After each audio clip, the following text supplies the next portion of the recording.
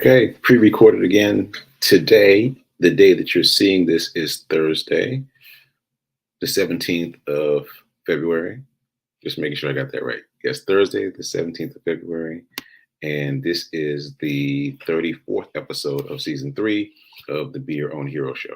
Hero is, I can get it, an acronym. It means helping everyone reaps optimism. In other words, helping others helps you. It's a reciprocal action. I'm your host. I'm sekouwrites. I am a professional creative and the creator of the Hero Ministry movement, which is my effort to uplift and inspire the unhoused community in particular.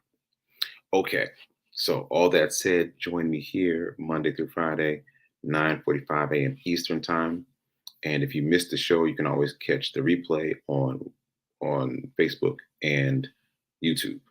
And YouTube has all the previous shows listed back to back to back. So you can catch all the previous shows, all of season 1, season 2, etc.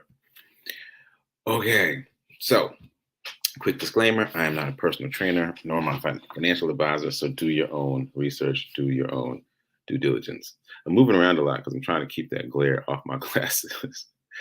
Anyway, so if you missed yesterday's episode, you don't know where I am and why everything looks different. I am broadcasting live from Mississippi. I thought I was in Jackson, but I'm actually in Madison, Mississippi. The flight was to Jackson, Mississippi, but then we drove about a half hour away from the airport, and we went to the plant in Canton, Mississippi. So that was to the Nissan plant. I'm traveling with Nissan. This is what's called a press junket, which means they have a number of different journalists and influencers come together to talk about, write about, and experience the same thing at the same time. So there's about 6 of us, I'd say. And yeah, so we did the Nissan plant. And then yesterday we went to the Civil Rights Museum. It was located here. I'm all off on a tangent, but I'm gonna just ride it out. So we went to the Civil Rights Museum.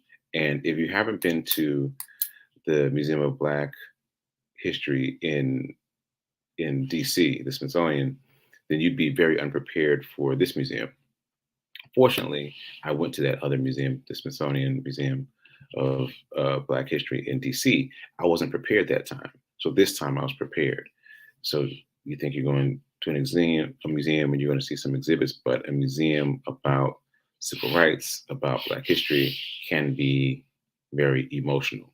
So just very briefly, I loved the museum, and I put up my mental shields first, and I interacted with the museum in a certain way because I'd had this experience before.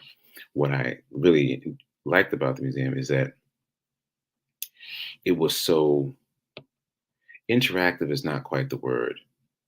Immersive. It was immersive. In other words, you could literally walk into jail cells that were the right size jail cells.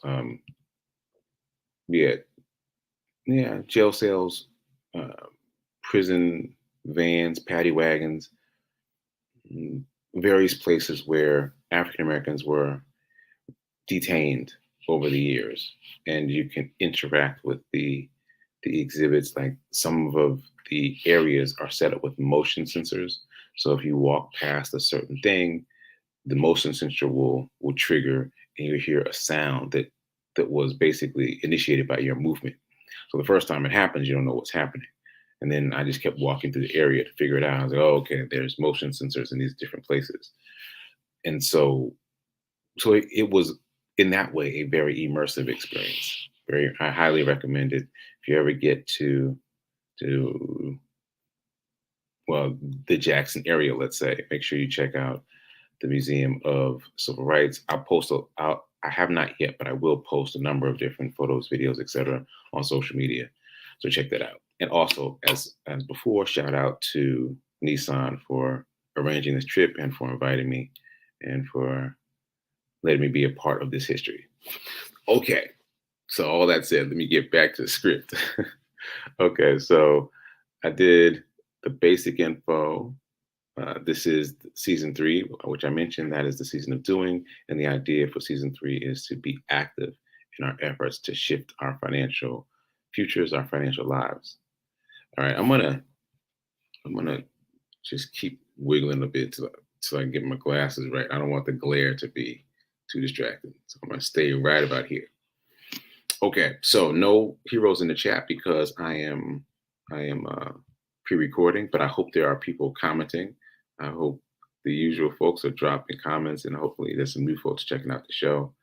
And let's talk about the run streak. So very briefly, yesterday was day 261. The day that you're seeing this is day 262. Yes, that's correct. So I can tell you just briefly about 261. I ran 3.3 miles down literally Main Street here in Madison. I just went out the hotel and made a left. There are not many sidewalks here, and the sidewalks that are here often just terminate into grass. They just stop without any warning. So I kind of ran to the end of the sidewalk and then turned around. So my run route was pretty interesting. And I'm not sure what I'll do today. I'm probably gonna run before my flight. Oh, it's 3 o'clock in the morning. It's 4 o'clock in the morning here. I'm up really early to try to do this and get in the run before we head to the airport. Okay, it's gonna be a busy day. It's gonna be a busy day, but we can handle it. All right. So uh people have been asking and commenting about the charity run for Mr. Charles. I didn't check this morning when I got up, but I will check soon and post an update. But I feel like we're getting close. I think there's going to be some new movement when I check into the app. If you're still interested in donating, you can go to the easiest thing is just to go to my website, sekouwrites.com, and click on the Hero Charity Run link, and that'll take you right there. All right. Shout out to all the people who've donated thus far. And you can always share it so that other people can find out about it and donate. Okay. What's next? What are we doing next? All right. I think we're doing the dice roll for the 30-day challenge. Well, the 30-day envelope challenge. Well, let's just call it the envelope challenge because it can keep going. But envelope challenge. Here's my dice. Number for today is $2. $2. So transfer $2 from your checking over to your new savings bucket. And remember, this is not for savings, this is for investing. And we're using really small numbers every day so we can build up that account so we won't have the excuse of not having any money to invest. So $2, easy. Move that $2 over. All right, and let's keep it moving. I feel like it's going to be a short show today because, as I mentioned, I got a lot going on. I got to finish the show and pack and run before the drivers pick us up to take us to the airport. So moving fairly quickly, I've been talking about, this is the morning's end, moving into the morning's end. I've been talking about the 4 agreements, and they're very simple but very challenging edicts. The first 3 of which are be impeccable with your word to yourself. Number 2, take nothing personally. Take nothing personally. Number 3, don't make assumptions. Don't make assumptions. These are simple, but they require much willpower. And the 4th, the final one, is do your best. And here's another passage that I'm going to read from the book regarding do your best. So the first 3 agreements will only work if you do your best. Do not expect that you will always be impeccable with your word. Your routine habits are too strong and firmly rooted in your mind, but you can do your best. Don't expect that you will never take things personally. Just do your best. Don't expect that you will never make another assumption, but you can certainly do your best. I feel like this passage really takes the pressure off. Push yourself, but be gentle with yourself. These are very I'm changing my language.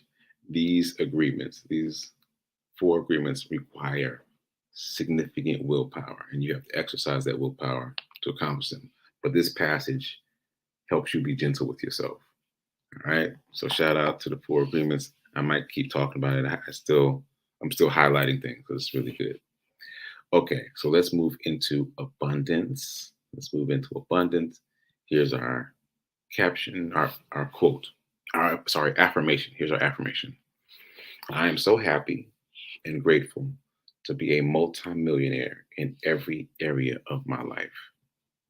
I am so happy and grateful to be a multimillionaire in every area of my life. All right. And here's my reminder. If you only spend money, you'll stay poor. If you only save money, you'll stay middle class. But if you want to get wealthy, you must invest. You must invest. You must invest. It's not optional. Okay. So today's Thursday, Throwback Thursday. Here is my Throwback Thursday. Sir Isaac Newton. I've been talking about this a little bit on the trip. I was reintroduced to Sir Isaac Newton via The 50th Power. Just a reminder, The 50th Power is another book that I'm reading. It's by 50 Cent, the rapper, and Robert Greene, the international best-selling author. And it's fascinating on a number of different levels. And Robert Greene knows a lot about a lot of different things. So he wrote about Sir Isaac Newton within the book, The 50th Power. So this is what I found really interesting. Sir Isaac Newton was a fair to middling student at Oxford when he was there. And then the plague happened, just like the pandemic is happening now, right? And when the plague happened, then all the students at his school were sent home, which sounds so much like what's happening now, right? So in the early days of the plague, many of his classmates, colleagues were caught in anxiety and stress and trying to figure out what's going on. I mean, much like now and much like March 2020, right? So it's very similar. It's very similar. Anyway, most of the students spent their time either being in panic or in entertainment, entertaining themselves, finding things to do to distract themselves.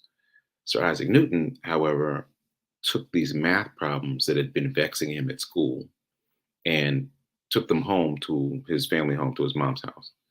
So these were problems that I believe had been shared with the class, and the teachers and the students had been struggling with these math equations. Well, he decided that he was just going to work on these math equations every day. That's all he was going to do.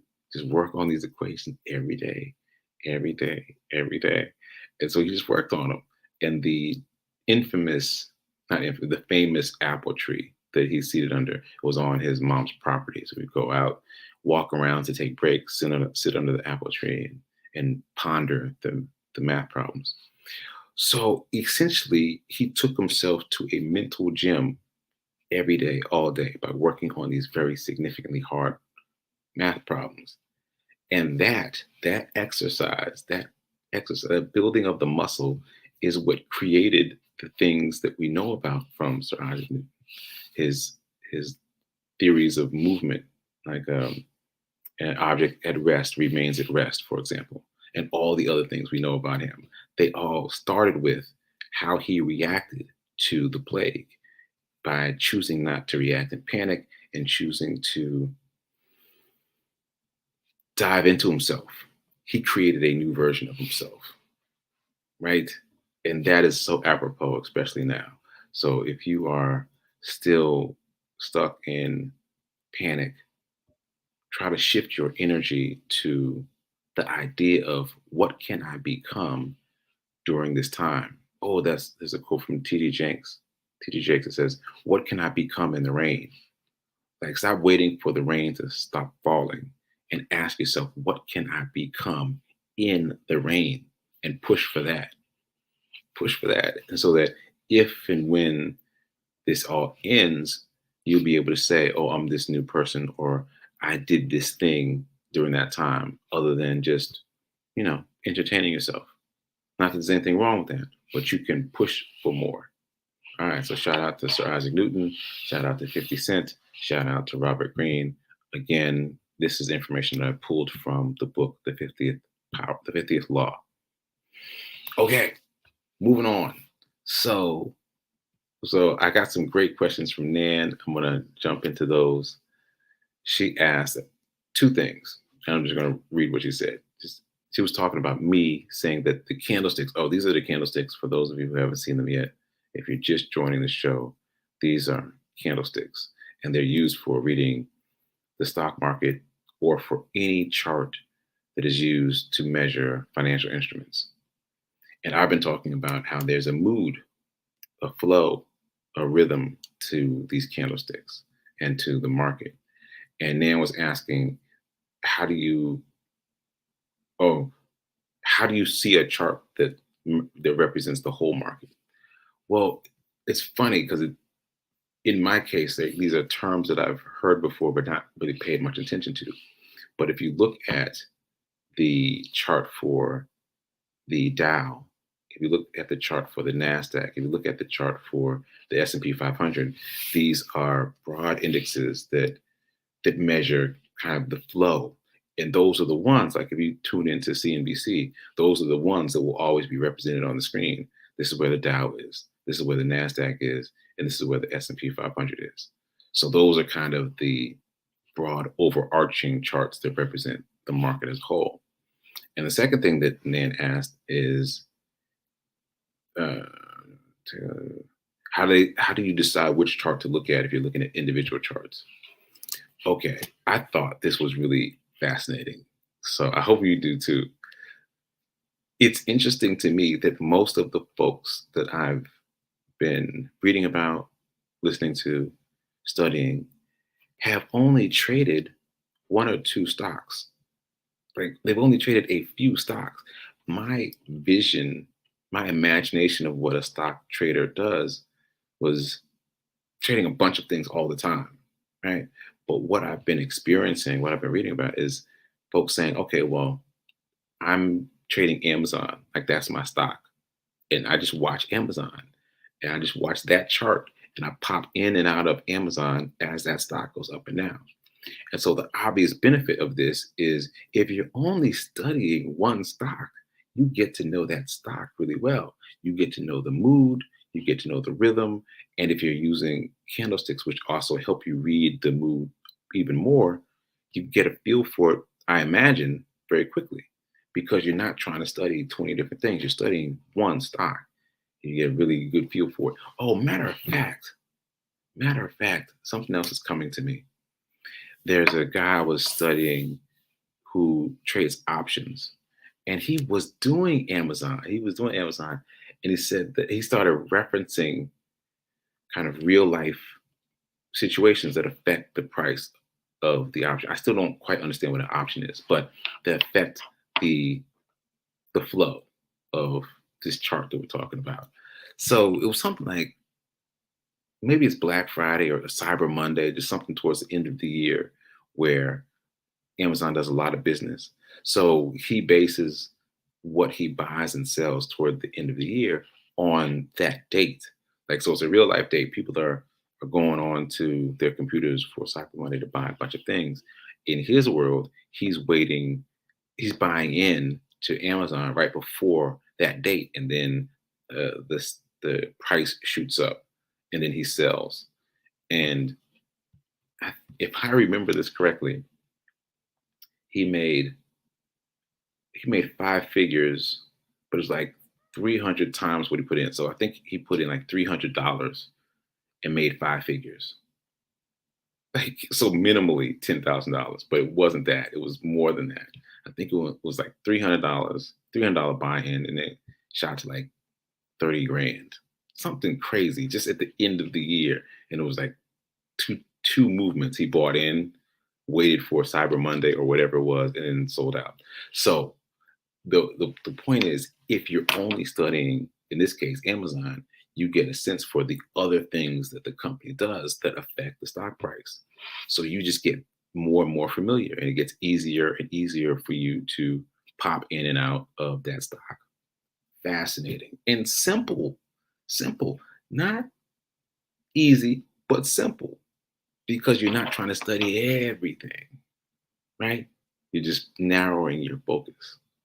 Okay. Speaking of narrowing your focus, I showed you what a doji candle was yesterday. I'm just going to show it again, just as a reminder. This is a doji. The green and the red are both dojis. What that means is the reason they're so flat is because the opening price and the closing price were right at the same level. Either they were exactly the same or they were close to the same. So there's no big candle body like these others. Do I see any dojis on here? No, no dojis. But it's very cool to know what a doji looks like so that I can look for it. 'Cause every time I see a chart now, I'm just looking for dojis. And as I mentioned yesterday, there's different types of dojis. So even though I'm only studying one thing, that one thing is expanding because there's dragonfly dojis and there's gravestone dojis and there's different kinds of dojis. So that was just a quick reminder about dojis and oh, that's my alarm. And about how just studying something small a little bit at a time can grow. And like I said, I'm really fascinated by the fact that so many people that I've been studying are just trading one or two stocks. I have talked a bit about Nicholas Darvis. He was a ballroom dancer and he famously made $2 million in the stock market in less than a year. Now, the punchline is it took him 5 years of trial and error to be able to make $2 million in less than a year. That's the punchline. But he did it a little bit differently. He actually would send his broker telegrams asking for mm, stocks that were moving in a certain way. He would describe what he was looking for, and his broker would send certain stocks that were moving in that way. So it wasn't at all about which companies. He wasn't saying, "Hey, send me the the chart for Amazon and Tesla," or those companies didn't exist then, obviously. But he wasn't doing that. He was saying, "I'm looking for stocks that are moving in this particular kind of way. Send me that." And so it had nothing to do with what the companies were. And he traded that way and made $2 million. So it is entirely viable to trade just based on movements, right? Just knowing how the market is moving, knowing what to look for in terms of price movement. So again, just a reminder that there are these two schools of thought. There are the people, the fundamentalists who really study the stocks and try to figure out what the value of the company is. And there are people who practice technical analysis that just learn to read the charts, the tea leaves, so to speak, and just know what's happening based on looking at the chart. And now we've narrowed that down even further to say that many of them just study one or two stocks. So this puts it in perspective. You've seen that photo where they've got three or four different screens up. Each one is typically for a different stock, a different what's the word? A different position, a different position, a different asset, a different security, a different financial instrument. So they've got those three screens up, but that's why, because they're studying different things. Okay. Anything else I want to say about that? Yeah, the S&P 500 is an index fund, but it's also considered like the standard bearer of the market. Because I often hear people talk about beating the S&P 500. Like Warren Buffett, for example, is regarded as beating the S&P 500. So is Kathy Wood, and so some other people. So that is kind of the standard bearer of the industry. Yeah. And I've mentioned this very briefly. Actually, someone in the chat in this watching the show mentioned it to me, and then I studied it. QQQ. Is it QQQ? Yeah, QQQ is an index fund that tracks the Nasdaq 100, and the Nasdaq 100 are primarily tech companies. So I'm interested in that because I feel like the tech companies are going to be the earliest adopters of Web 3.0, cryptocurrency, the metaverse, all those things that are coming.